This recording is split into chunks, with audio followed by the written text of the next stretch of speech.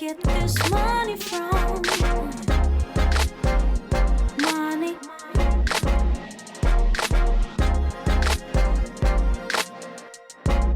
Man. Money. Money.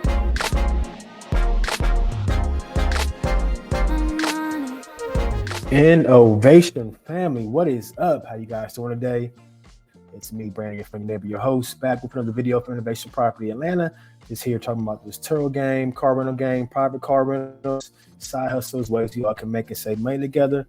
Before we jump to today's reaction video, guys, remember, as always, if you don't mind, do me a favor and please like the video if you can. Leave some comments, feedback in the comment section.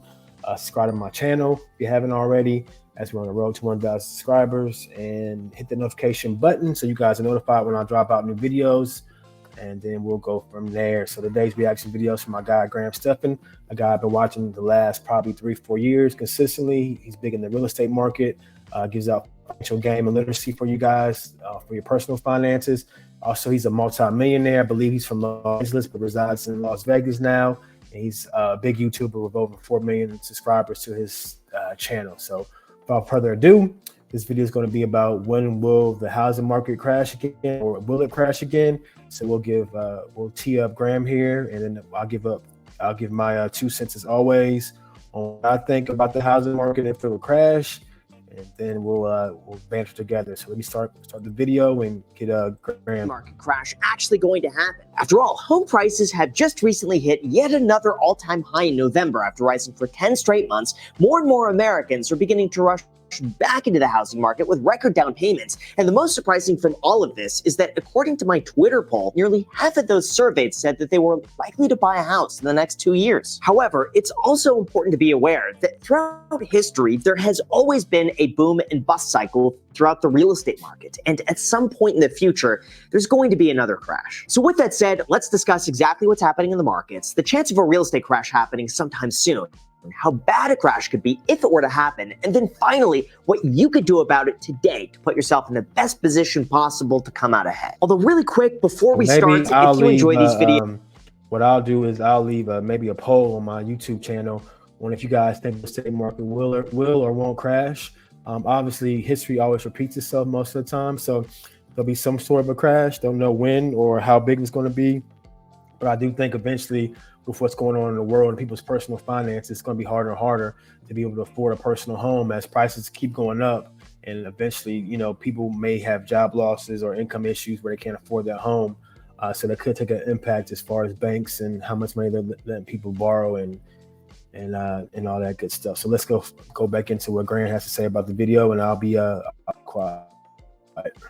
and you find them helpful, all I ask for in return is that you gently destroy the like button for the YouTube algorithm by making it turn blue, or subscribe if you haven't done that already. It helps out the entire channel tremendously, and as a thank you for doing that, I will do my best to respond to as many of your comments as possible and wish you a happy holidays. So thank you guys so much, and also big thank you to Hero Bread for sponsoring today's video, but more on that later. All right, so before we talk about the potential pitfalls to watch out for in 2024, we first have to talk about the current status of the housing market, because this is going to lay the foundation for what we're about to see. And as of today, it's pretty shocking. According to Realtor.com's year-end review, the entire housing market was perfectly summed up in one word: Frozen, not the Disney movie, with the entire belief that 2023 will go down in history as one in which the housing market came to a complete standstill. Why? Well, as it turned out, the higher interest rates went, the less affordable it was for buyers to obtain a mortgage, and the less likely sellers were to sell. In fact, as they point out, this year is on track to have the fewest existing home sales since 1995, and pending home sales are also at their lowest level ever in history since they began recording the data in 2001. This is even more alarming when you consider that the US population has also grown 18% during that same time frame. Now, even though you might expect home prices to fall as a result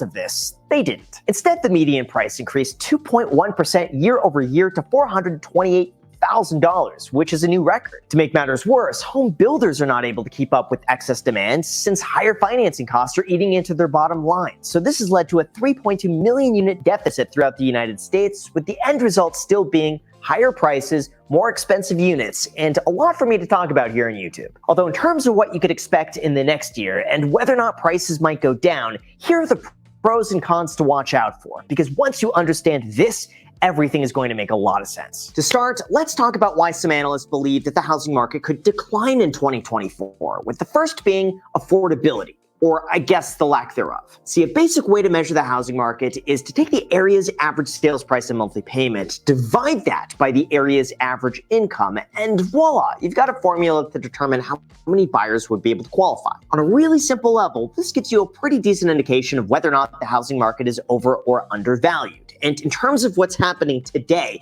nationwide, we have the worst affordability since 1984. CNN reported that currently 38.6% of the median household income is required to make the monthly payment on the average home purchase. And typically a home is considered affordable if that amount is below 30%. This unfortunately has resulted in 99% of the United States being unaffordable for the average American making $71,000 a year. Realtor.com also found that throughout the United States, it takes an income of nearly $110,000 to qualify for the average home at today's prices with 20% down. And if you want to buy a home on the West Coast, it takes an income of $161,000. Second, we have higher unemployment. Now, before people start commenting, but Graham, unemployment is one of the lowest levels ever in history at 3.7%. What are you talking about? Don't worry, I'm playing devil's advocate here because the findings are actually pretty surprising. Besides the 1950s after World War II, the unemployment rate has never been able to sustain below 3.5% for more than a year. And if you don't believe me, look at the data. In 1953, high inflation caused a recession that more than doubled the unemployment rate. The same occurred in 1958 and in 1969 when interest rates were increased. The 1970s and 80s recessions were also caused by an era of high inflation, high unemployment, and rising rates, while the 1990s saw a time of restrictive Fed policies. 2000 saw the burst of the dot-com bubble, 2008 sent us into the great financial crisis, and now here we are again with similar patterns for us. It's also quite interesting that as inflation slows down, unemployment typically goes back up, as shown throughout every year since 1949. To make matters worse, the average worker saw a 6 to 7% income loss for each 1 percentage point increase in the unemployment rate. So if this happens, home affordability could go even worse. Third, we have the chance of a recession. According to the chief economist at Realtor.com, a recession in 2024 would likely weaken housing demand beyond its current low level. And if it were significant enough, it could stress existing homeowner finances enough to prompt some to sell, reversing the supply-demand balance that we've seen in the last few years. To dive a bit deeper on that, Fannie Mae also issued a warning that personal consumption remains at what we believe to be an unsustainable level relative to incomes, and the effects of monetary policy tightening are still working through the economy. And finally, in a more official survey than my Twitter poll, almost everybody believes that now is a bad time to buy a house. In this case, only 16% of people believe that now is a good time to buy a house, which, as you would guess, is at an all-time low. Not the band. Anyway, what's the most surprising about this is that high mortgage rates surpassed high home prices as the top reason why consumers think it's a bad time to buy a home. And this is what's leading to the lowest consumer confidence ever reported. All of this sets the stage that there are some factors outside of our control that could negatively impact the real estate market in 2024. It could actually begin to go back up. And what you could do about it here is exactly what you need to know. Although before we go into that, I know we talk about getting bread here on the channel, but today I also mean that quite literally. For the last few months, I've been taking my health a lot more seriously. Like, I've been eating better, I've been going to the gym 5 to 6 days a week, and I've been optimizing every aspect of my life, of which our sponsor, Hero Bread, is there to help. For those unaware, Hero Bread has become a dynamic flavors that make it constantly taste like it just came out fresh baked from the oven. Not only that, minimize the risk of heart disease. The most remarkable is that it tastes would take us to a federal funds rate of 4.5% and eventual mortgage rates between 5.5% to 6.5%. This suggests that with affordability improving, more buyers could be pushed into the housing market and cause prices to go up even further. In fact, Wells Fargo went on record to say that home prices will continue to appreciate, rising 2.5% in 2024 and 4.4% in 2025. Zillow also 4, and Goldman Sachs agrees, predicting that home prices won't decline from here on out. Second, more sellers in 2024. Look, the fact is 60% of homeowners have a rate. So much I want to comment on, but I'm trying to let Graham finish this video and talk, but that is pretty alarming. Well, not alarming, but it's a good thing. They're predicting that home values will never go down again, and I'll probably only get stronger, whether that be 3% over a year, 3% over the year, or 5%, whatever that is. So that's good to know. So, I mean, I'll give my input at the end on whether I think it's a good time now to buy a home. But it seems like, by the data that Graham's presenting, with unemployment still being pretty low, interest rates are going to go down, but so much more. So what's really going to change in the next couple of years if you buy now versus 2 or 3 years from now? You may get a little lower interest rate, depends on how the economy does. But overall, it's going to be high to buy, no matter when you decide to buy, whether it be now or a couple of years or 4 or 5 years from now. It's still going to be pretty expensive endeavor. So, to Graham. Locked in below 4%, and that means they're not moving unless interest rates come down to a point where there's not a huge disparity between what they're currently paying and what they would be paying. After all, why give up a 3% mortgage at $2,000 a month when the same mortgage would cost $3,300 at today's 7%? However, with the belief that interest rates are coming down, research shows that the 30-year fixed-rate mortgage falling to 5.5% is the magic mortgage rate that would be enough to push more home buyers to purchase homes. On top of that, homeowners who are also potential home buyers may see a drop in rates as an opportunity to sell and move fast before competition heats up, leading to a sudden influx of inventory that could begin as soon as next year. Third, from all metrics so far, there is no indication of a recession. According to Jerome Powell, the economy is gearing up for a soft landing in 2024 because inflation is largely under control, GDP is strong, and consumer spending is robust. It's also worth considering that there's currently $6 trillion worth of cash sitting on the sidelines. So if anything were to break, there's a lot of cash getting ready to push us forward. And fourth, any drop we do see could likely be due to seasonality. So even though housing prices generally trend higher in the long run, once you begin looking closer, you'll begin to realize that there are very consistent, predictable price swings that happen on a regular basis like clockwork. And right now, as you're about to see, we're about to enter a time where the market slows down. Now, even though most seasonal pricing tends to have a variance between 8 to 12% off the sales price, some locations like the Northeast and Great Lakes could see a difference of all the way up to 22% between summer and winter prices, which means now could be a good time to negotiate if you could find the right deal.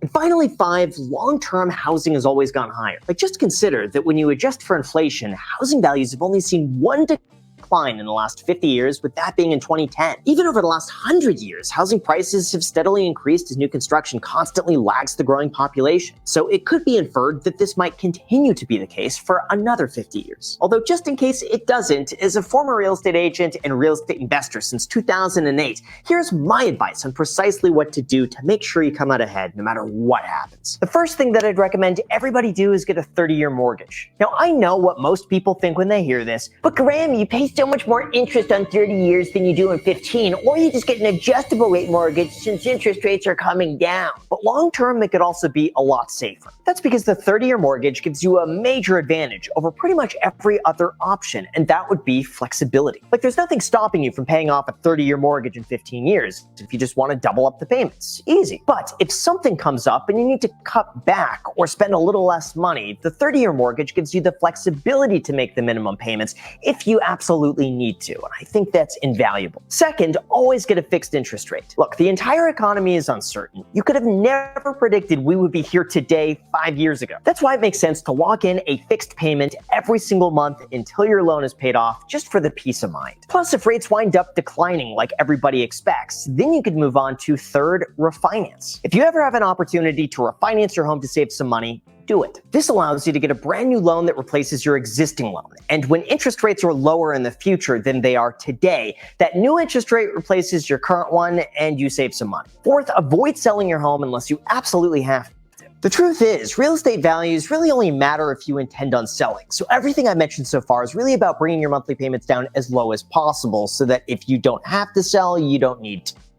On top of that, by not selling, you'd also be able to ride out any short-term fluctuations in price until eventually the market recovers. Fifth, always make sure you keep an emergency fund on the sidelines for when something comes up. The reality is, with real estate, something is going to break at any point when you least expect it, and it's going to cost you a lot of money. For example, I went 2 years without anything going wrong, and then a $2,500 heating bill. The other reality is that throughout your term of ownership, you're going to have recurring costs that you just can't avoid, like property taxes, insurance, and normal repairs that you need to budget for. That's why my recommendation is to always keep a few months of property expenses on the side in cash for when you'll eventually need it. And lastly, my sixth best piece of advice is to only buy a property that you could comfortably afford. Don't bite off more than you could chew. Don't overextend yourself because the home is cool. Just buy something that you could reasonably pay for in a worst case scenario. Generally, I recommend that your housing payment shouldn't exceed 25% of your income and maybe 30% on the top end. If you could keep it below that, you'd be okay. But overall, no matter what happens, I think we need to take a moment and appreciate the resiliency of the real estate market throughout history as a fairly stable store of value. Besides the exception of 1929 and all right, y'all. So shout out to Graham. Good information, good data, good video. My overall take, just to close out the video, is that buying a home to me is always a good, not investment. That's where I don't want to use, because investment means that you'll get money back or money in return. But buying a home is more about a personal choice. Whether you have a family, kids, wife, or whatever you got going on, you want to be somewhere for a long time. So other than that, if you're flipping the house or you're doing it for Airbnb or short-term rentals, that's a different process, different type of purchase. But from just buying a personal home, I do think it's a decent time right now to buy, because I don't think the prices are going down, only going to go up. So now if you have the money for a down payment, if you get a decent interest rate from 6.5%, 7.5%, you can always refinance in the future. If it's going to be a long-term buy, you're going to be there for 10, 15 years. It's going to go down eventually. It may not be this year, it may not be next year, but eventually I think the interest rate will go down, will be more of a comfortable buy for you to buy. So just my 2 cents. Will it crash? Yeah, I think the market will crash again in the future. Who knows? Could be 5 years from now, 10 years from now. I think we'll have a crash. It may not be as bad as it was in 08, 09, but we'll have some sort of crash. It's getting very expensive to live, as you guys know. So that's my 2 cents. You guys have a good rest of your day. I'll be doing a lot more housing videos, car videos, mixing it up. As you guys know, I have an but a property management company where I do a lot around real estate. So you guys have a good rest of your day. Thanks for tapping in, and tune into the next video. Never been so lucky, I can have it all. Can I simply ask you where you get this money from?